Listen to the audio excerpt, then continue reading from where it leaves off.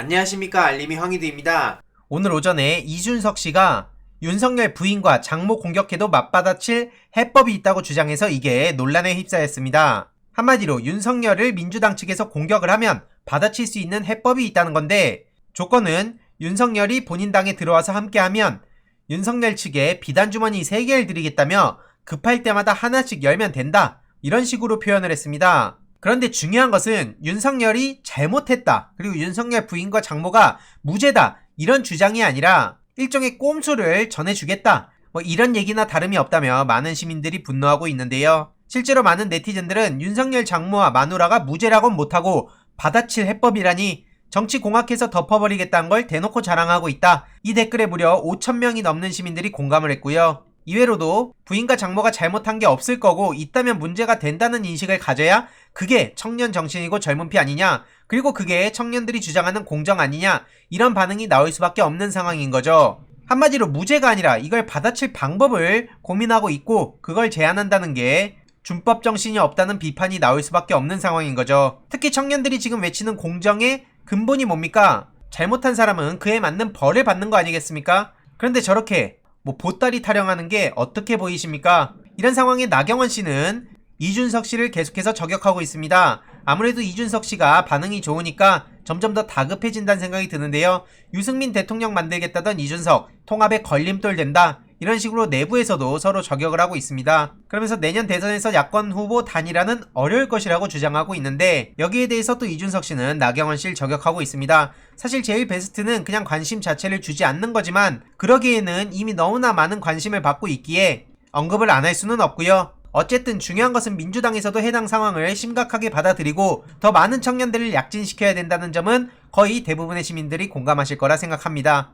다만 앞서 보따리 타령했던 이준석 씨의 주장은 비판을 많이 받을 수밖에 없는 상황인 것으로 보이고요. 게다가 윤석열 씨와 나경원 씨가 많은 시민들에게 어떻게 분노를 자아냈는지도 똑똑히 기억하고 있습니다. 다음 소식인데요. 조국의 시간이 계속해서 화제가 되고 있습니다. 정말 여러모로 화제가 되고 있는데요. 우선 서민 씨도 여기에 숟가락을 얹네요. 나는 조국에게 항복한다, 세계 최고 멘탈왕이다, 이런 식으로 비아냥을 대는데, 한마디로 저렇게 말 같지도 않은 소리를 나열하고 있습니다. 다른 걸 다 떠나서 최근에 국회에 나와서 김남국 의원과 이야기를 주고받다가 제대로 망신당하지 않았습니까? 본인이 디테일에 약하다더니 무슨 논거로 그러면 지금 조국 전 법무부 장관을 저렇게 조롱하는 겁니까? 그냥 정서적으로 많은 시민들이 싫어하니까 나도 거기에 그냥 탑승해서 욕해도 된다, 이런 뜻입니까? 본인 스스로 디테일에 약하다고 했으면 부끄러움을 느끼고 가만히 그냥 집구석에 있어야지 뭘 저렇게 잘났다고 온라인상에서 떠드는지 도무지 납득이 안 가고요. 본인의 열등감을 저런 식으로 해소하려는 부류라는 생각이 듭니다만, 아무튼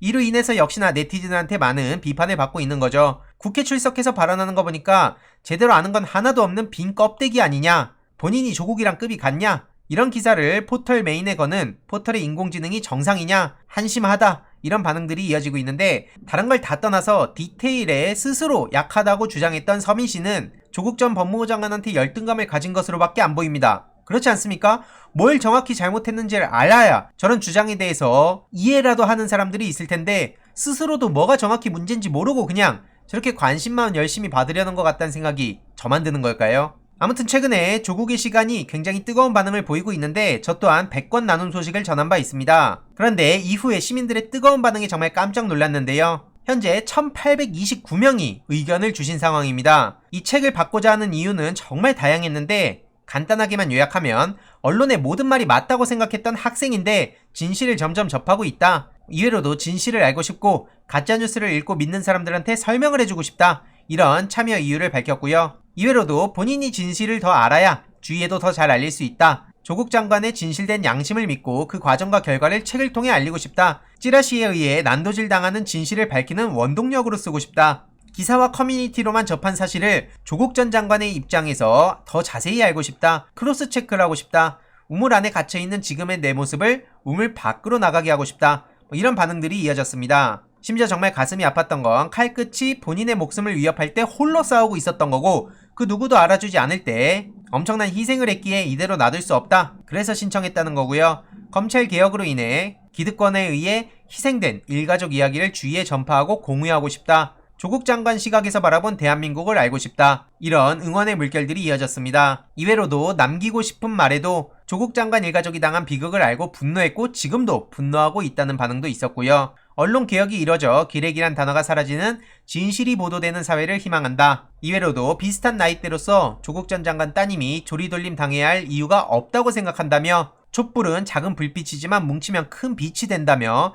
대한민국의 밝은 미래를 후손들에게 남겨주고 싶다. 자라나는 아이들에게 정의를 가르쳐야 된다. 이런 식으로 다양한 의견들이 오고 있습니다. 이 중에서 100명만 뽑는 것은 굉장히 어렵다고 생각을 해서 추가적인 인원에게 책을 나눠드릴 예정이고요. 마카롱 땅개이, 딴지 자봉단, 고일석 대표님 등과 주말 동안에 실무적인 논의를 계속해서 하고 있습니다. 법적인 검토도 받고 있는 상황인데요. 빠른 시간 내로 합리적인 대안을 공유해서 최대한 많은 분들께 이 책이 전해질 수 있도록 좋은 소식들 계속해서 전해드리도록 하겠습니다. 그리고 책 당첨자랑 별개로 하더라도 아마 2,000명 넘는 시민들이 의견을 보내주실 것으로 보이는데 해당 내용은 개인정보를 다 빼고 이런 의견들이 취합되고 있다는 걸 당에도 전달할 예정입니다. 편하게 의견 보내주시길 바랍니다. 이번 내용도 유익했다면 구독, 좋아요, 알림 설정, 멤버십 가입 정말 큰 힘이 된다는 점 말씀드리고 싶습니다. 이번 내용도 주위에 널리 공유 부탁드립니다.